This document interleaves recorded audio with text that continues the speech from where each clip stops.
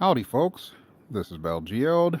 We are in Microsoft Flight Simulator, and this is a test, otherwise known as one of my chill vids. I've been doing a lot of these lately. You haven't seen like the full production videos with the music, because to be honest with you folks, this is all a test.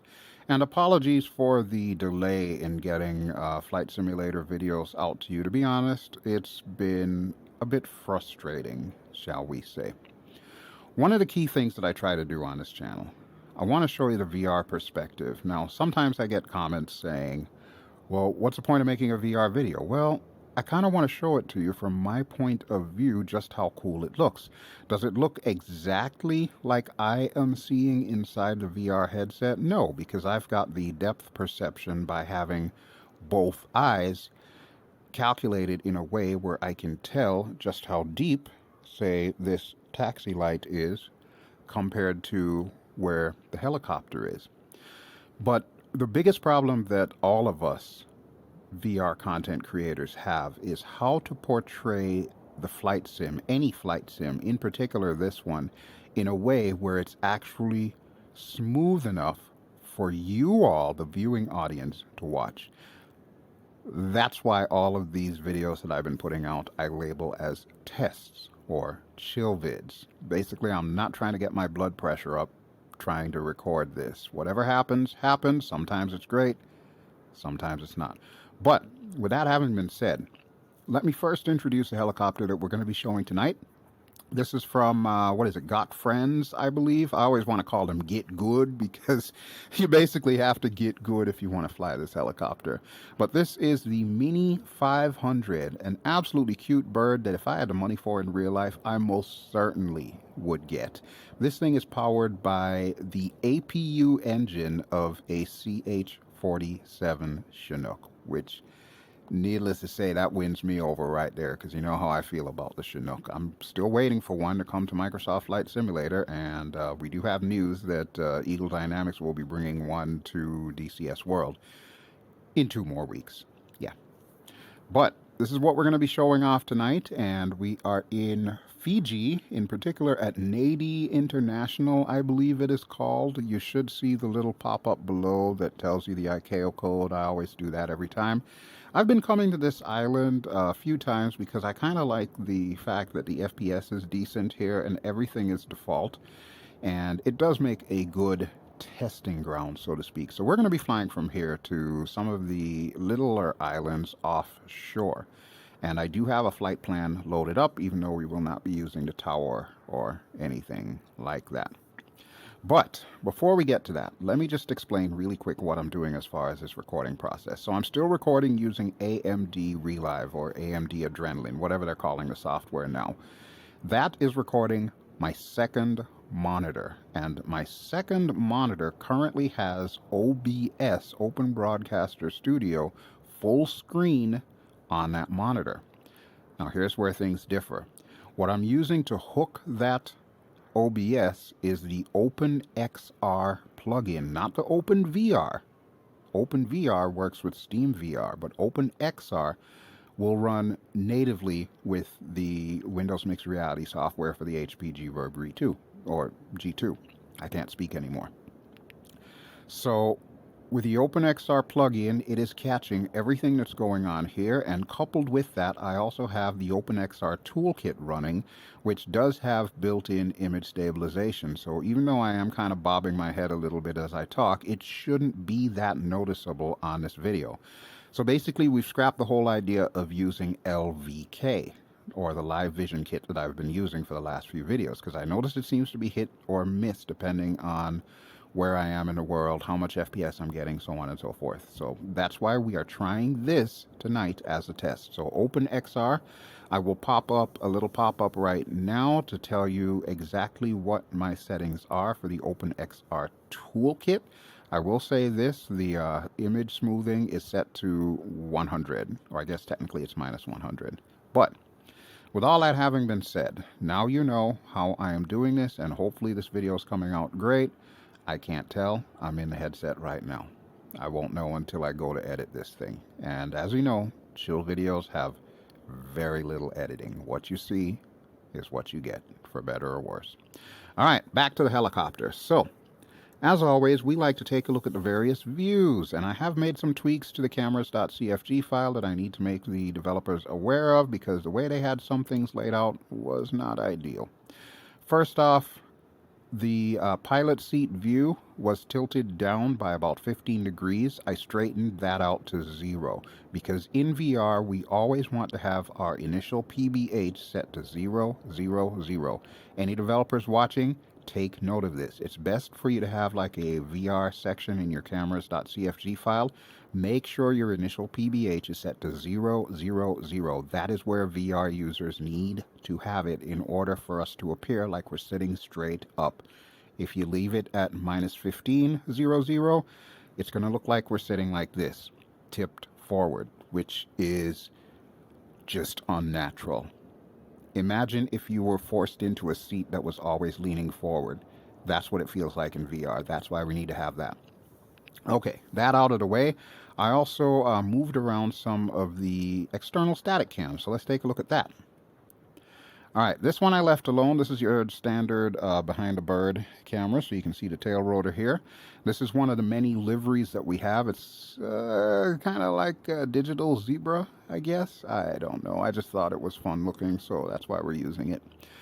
I'm not 100% sold on the textures though, but I realize this one is kind of cut up in all different angles, so you know what, we can let it slide. And then for our second view, this camera I really like because once the engine's on and you can see the exhaust coming out of the back, it just looks really cool when you're flying, so I haven't messed with that one. What I have done is this camera. Now this camera and the next camera that I'm going to show you were further along in the sequence of cameras. I moved those forward because honestly they are more useful to me as a VR pilot than any of the subsequent cameras that I'm going to show you. So we've got the opposite side here. Pretty straightforward. It's a landing skid camera. It looks like you're pretty much buried in the earth, but it comes in handy when we're flying and you want to see the world around you. Now the rest of these cameras, developers, I'm just going to go, what the heck, man? What is this? Why am I in the ground angled like this, looking up at a portion of the helicopter? Is this necessary? I don't think this is necessary, especially if I'm trying to fly. And then we have this, which is the exact same thing, only the opposite side. Again, this is not necessary. There's better views that we could get here. And then of course we've got this, which is basically the same thing, now looking in the back. Really? Really? And of course it has to have a mirror image. So all four of these cameras, I'm going to tell you right now, got friends, are absolutely useless to anybody in VR. We don't need this. I would rather we have different views, like maybe a top-down view so that, you know, while we're hovering, we can look at the world below, or something along those lines. Maybe even, I don't know, something just above the pilot off to the left or to the right looking forward. Stuff like this.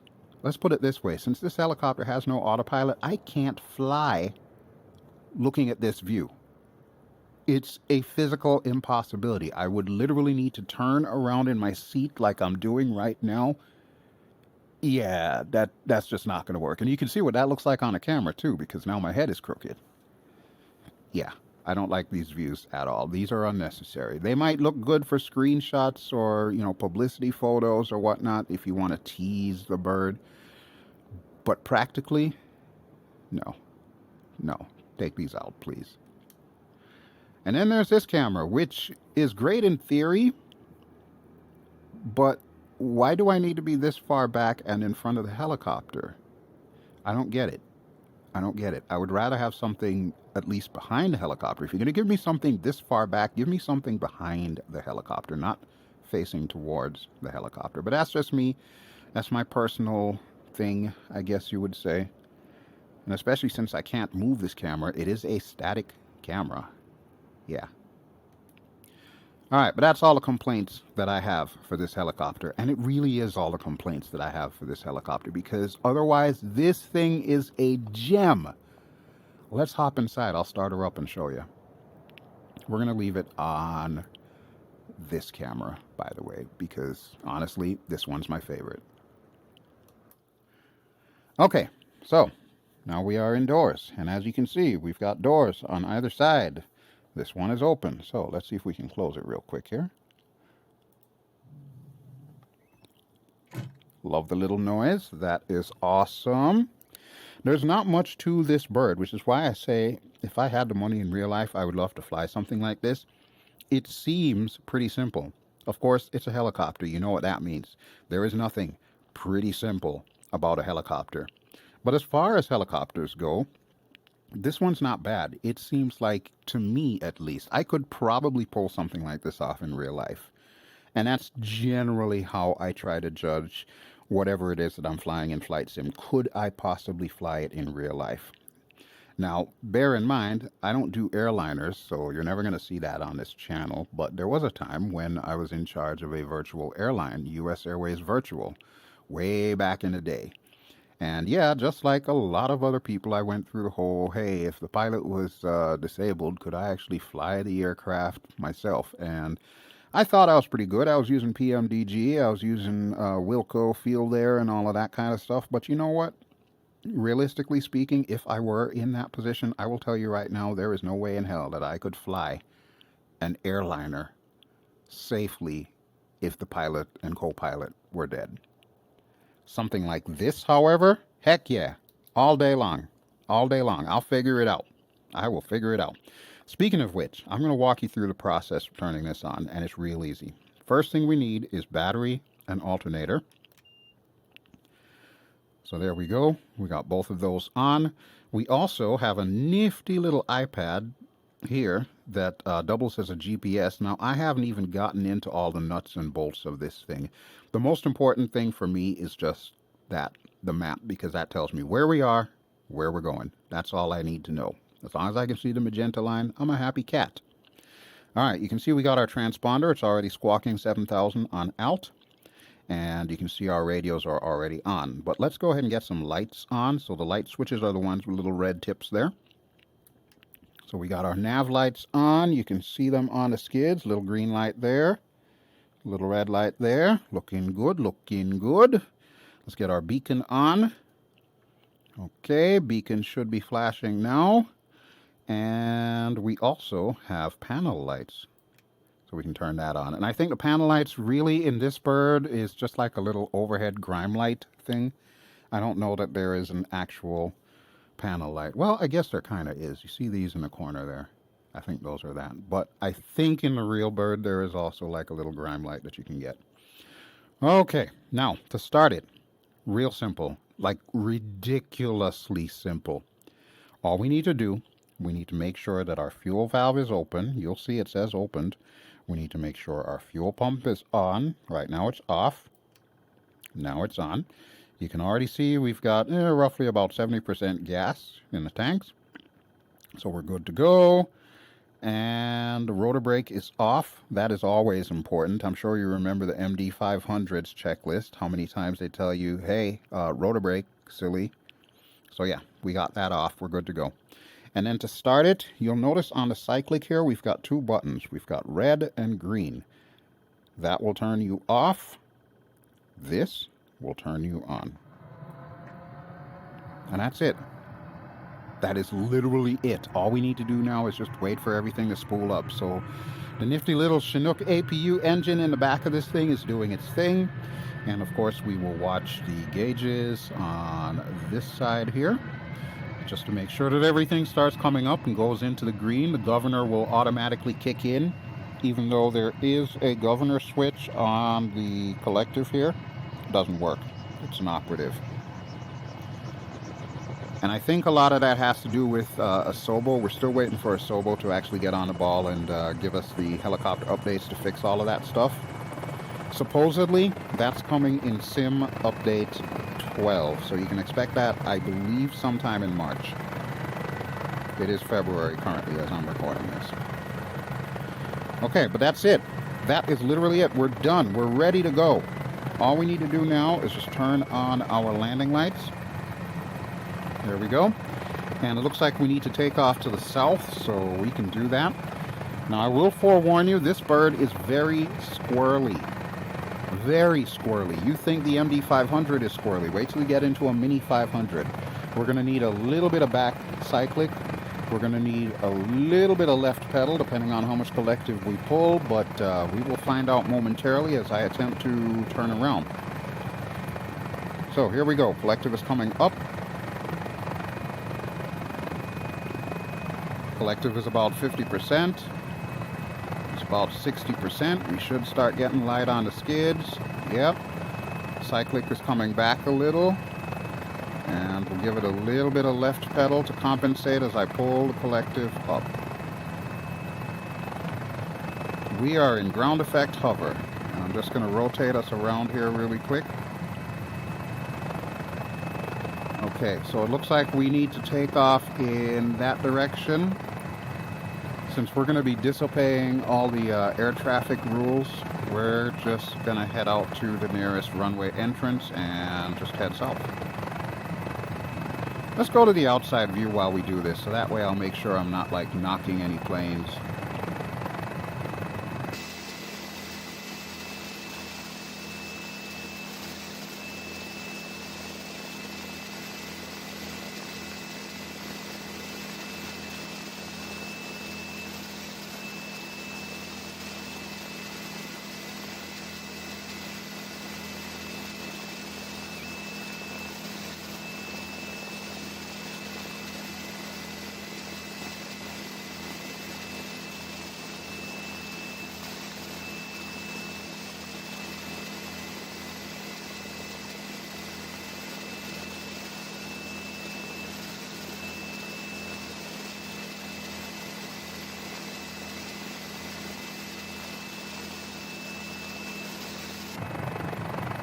Now I deliberately brought us to a hover there because I wanted you to see that this helicopter does come fully equipped with downwash effects, which is awesome. It is one of the first helicopters I've seen so far that has this. I want to say Cowan does have it with the Bell 206, but I have not yet updated my Bell 206 from Cowan, so I cannot tell you for absolute certain. Alright, but this is not the runway we need. We actually need the one that's going south, but we're going to take off here anyway. Okay, everything looks good to go. Let's go ahead and bring that collector back up. Watch our gauges, make sure everything stays where it should. And there we go, nice and easy, a little bit of left pedal here. In fact, we should probably look to the right just to see if anyone's coming. I don't see anyone. That's good enough for me. Alright, let's get going. We're giving it all a collective. Well, when I say that, I mean I'm bringing it up to about 75-80% collective. And we're going to hang a left right here. Now, as we're gaining in altitude, I'm also going to use the rotor trim to trim us forward. So longitudinal rotor trim. And we're just going to follow the runway out. There we go. Give it a little bit more collective because I want to bring us up to probably about 200-300 feet. You can see we're at 200 almost right now. We're at about 180. Still climbing a fair bit. About 400-500 feet per minute, and our speed is 75 knots. Very nice. Very nice. Look at that. Welcome to Fiji, folks. It's such a beautiful place that, unfortunately, more people don't fly in the sim. I never find anybody in this area flying around, which kind of sucks. Let's take a look from the outside, from the landing skid even.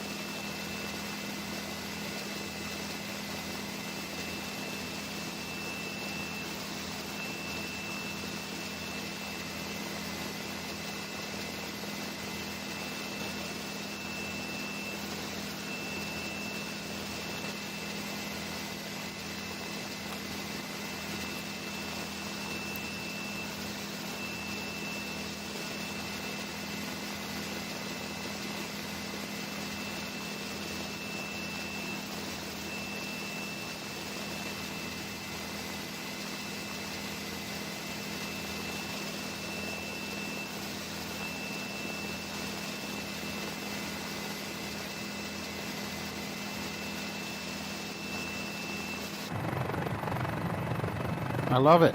I absolutely love it. Of course, I'm kind of drifting off course here, but yeah, that tends to happen when you go to the outside view. I do love the fact that this thing's got the GPS built into the iPad, and it's big enough that I can actually see it with my blind self without having to worry about it. That works. But yeah, I'm pretty sure that if I were to get one of these things in real life, this is pretty much exactly how I would like to have it outfitted. It is just so perfect. And it's not that often that you're going to hear me describe any kind of add-on as perfect. But yeah, this one definitely takes the cake as far as I'm concerned. It is a joy to fly around. I dare say even more so than the regular MD-500, just because of the fact that there's only one person in here, me. Now I am getting some slight stutters. I think that's the sim itself, because I do have the online services going, and as we know, that tends to wreak havoc with me. But other than that, I'm quite liking this. I almost feel like we should go chasing rivers like we did in the MD-500, huh? Let's see. Yeah, none of these rivers are actually going the way I would like. Yeah, maybe. I don't know, let's try it. Alright, so we're dropping the collective considerably here.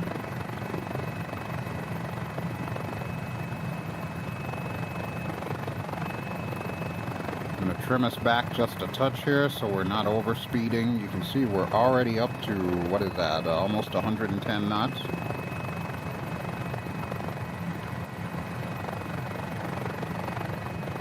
I haven't mentioned yet, but I really enjoy the audio in this.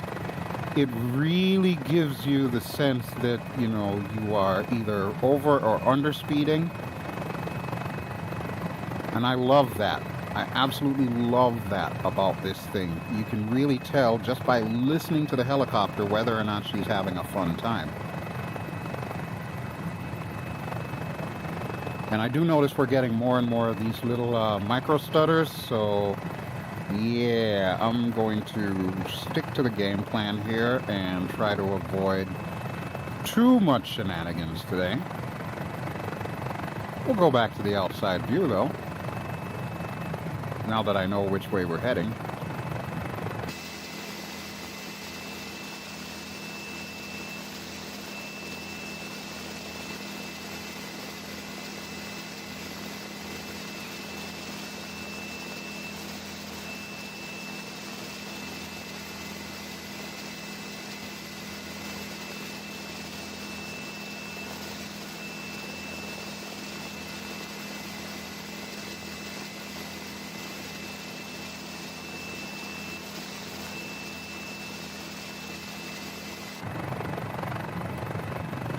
Okay, so we're going to need to hang a right anyway because of the fact that we're heading to that island, I believe.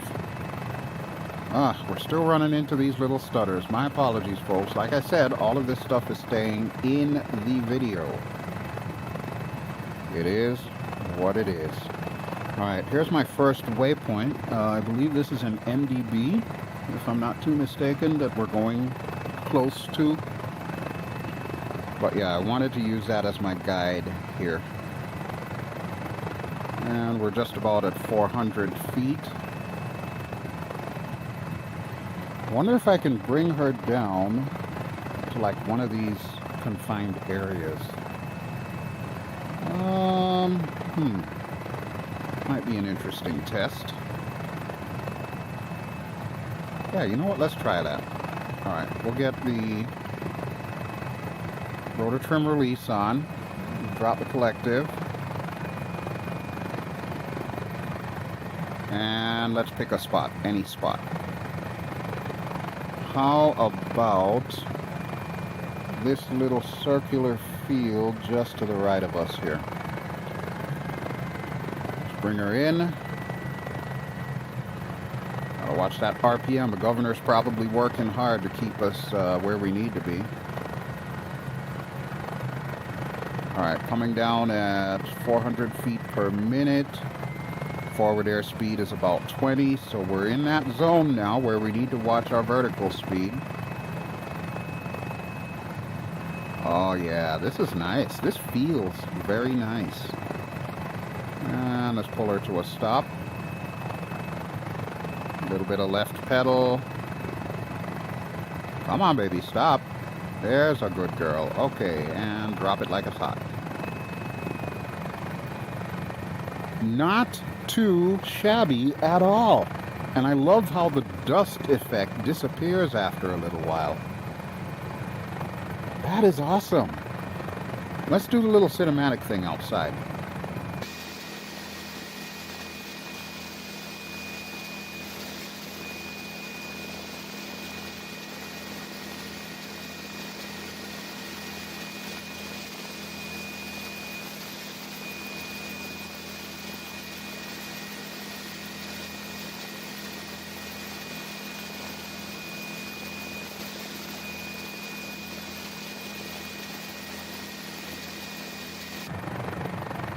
I think that's our title shot right there. How about you? Okay, so now that we are good to go, let's go ahead and bring her up.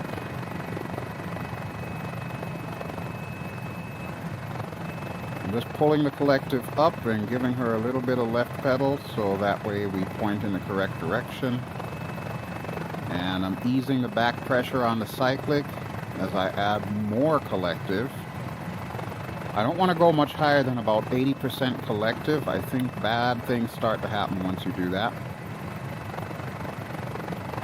But yeah. I like this. I like this a lot. All right, let's go ahead and trim us forward here. Okay, there we go.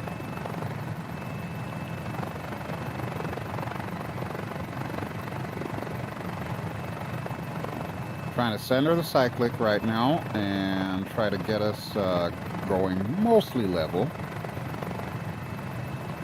We're at just about 300 feet now. You can see the world below us and the water.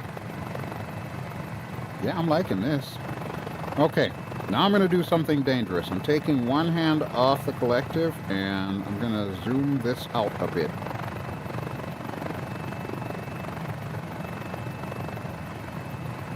I know we didn't exactly make it to our NDB, but I'm okay with that. Very much okay with that. You know, I dare say that if you are in the market for a helicopter that runs on the default Asobo system, even though, well, number one, I would definitely recommend anything from Cowan Sim as well as the Fly Inside birds. Definitely don't fall asleep on this one. This one is delightful.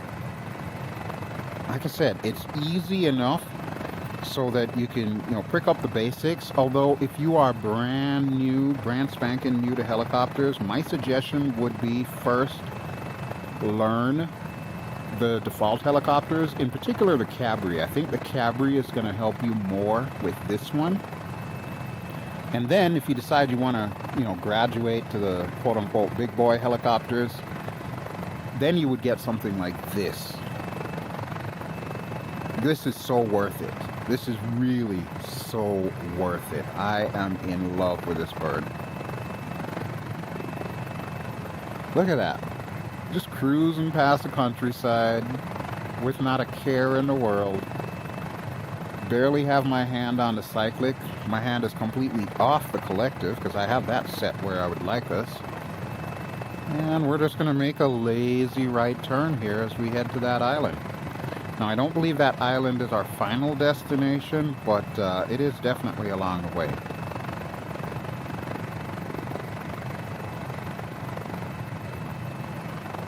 Now, as I mentioned before, we do have confirmation that Sim Update 12 will bring a lot of fixes to helicopters. If you would like to see a list of that, what I'll do is in the video description below, I will post the link to helisimmer.com's article. They got the exclusive from Asobo as to what is going to be in Sim Update 12 for helicopters before it has even gone to beta. And bear in mind, at the time of this recording, it has not yet gone to beta, so that is still yet to come. If you are very much interested in making sure that what we get actually works, I would highly recommend that you opt into the beta once we have confirmation that it is available. But I'm going to give you the caveat, folks. If you do decide to opt in to the Microsoft Flight Simulator beta for Sim Update 12, once that's ready, make sure you test with the default birds. Now, why is that important? Because with the default birds, everything that affects that is going to affect all of your third parties. But the third parties are not at this time updated for an update that has not yet come out. You see what I'm saying? So if you use, like, you know, let's just pick on Cowan for an example. If we use the Cowan Sim birds in the middle of the beta, yeah, you might be able to get some feedback for, you know, Cowan himself as to what is going to need to be updated in his bird. But you're kind of doing a little bit of a disservice for the update testing itself, because what you really want to test is you want to test what's happening with the default aircraft, since that's what the SDK, the software development kit for all the third-party developers, is going to be based on. So we need to make sure that it's got all the right features in the Cabri and the Bell 407 before we start bringing Got Friends, Fly Inside, and Cowan Sim into the equation. That's just my foolish advice to you if you do decide to beta test. Even more so if you are in VR and also fly helicopters, I would highly encourage you to try out the beta, because honestly we need more VR helicopter pilots. And from what I've been able to see regarding, you know, just how popular VR is in the flight sim spectrum, it is actually us helicopter pilots that have been doing most of the VR flying, as it were.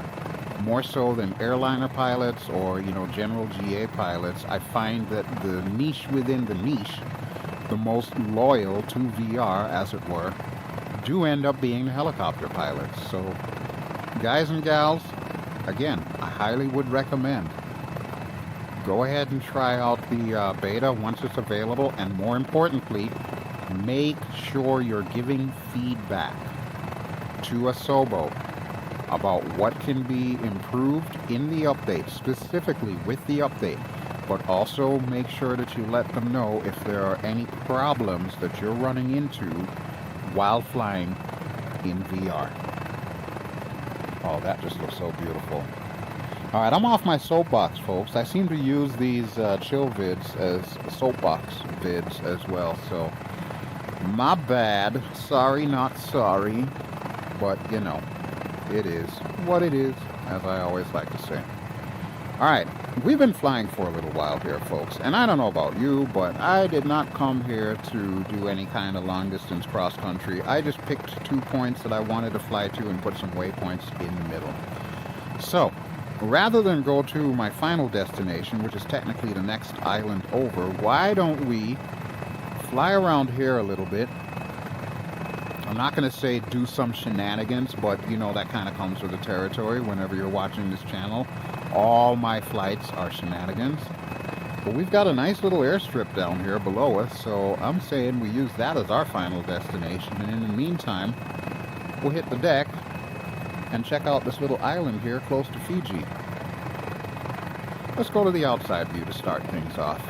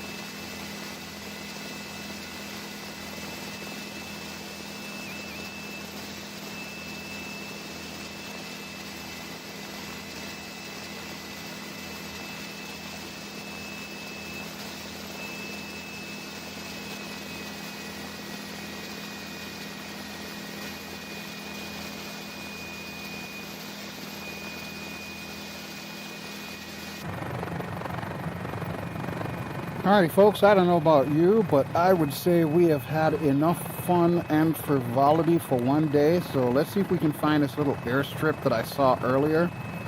And we'll go ahead and bring her in before those micro stutters really end my day. I think this is it. Here. Yeah, this certainly does look like our airstrip. So you know what? I don't know which way the wind is blowing, and I didn't see a windsock on my first pass. So we're just going to bring her in. Nice and easy. And we'll hover taxi down to the opposite end of the runway here. And we'll set her down over on the quote-unquote fat end over there. So yeah, once again, this is Got Friends Mini-500. There are a ton of different liveries. This just happens to be one of my favorites because it's just so out there. Yeah, highly recommend this one. This is awesome. I am really enjoying flying this thing. As with all helicopters, remember to use a gentle hand. You do not want to ham fist the controls, otherwise things will go pear-shaped with a quickness. Nice and easy. In fact, if you've got the rotor trims being used, you can pretty much fingertip fly this thing. But don't forget, use your rotor trim release button before you come in, because you do need to have your rotor trim set back to 0 so that you can properly judge how much cyclic action you need to give this thing. Alright, but this looks like a good parking spot, so let's turn to the left here. And we'll just kind of pull up in front of what appears to be a terminal. I have no clue if it actually is, but we're going to call it that. And there's our nifty little downwash effect. And we'll drop it like it's hot. Beautiful, beautiful. I'm even going to open the door. Why? Because I can. So there you go, folks. That is it. The Got Friends Mini-500. Link, of course, will be in the video description below. Such an awesome bird. It's right up there for me with the India Fox Teco version of the Long EZ, as in category of aircraft that if I had the money to purchase in real life, I most certainly would. So I hope you've enjoyed that. And thank you as always for watching. This has been BelGeode. I have been flying in Microsoft Flight Simulator. We've been showing off the Got Friends Mini-500, and we are here in the Fiji area, the Fiji Islands. As always, if you enjoy what you've seen, please feel free to give me a like, and don't forget to subscribe if you haven't already done so. And we'll be back with some more Microsoft Flight Simulator goodness, hopefully in the very, very near future, and with not so much of a delay in between episodes. Alrighty folks, have yourselves a great day, and I'll talk to you soon. Ciao!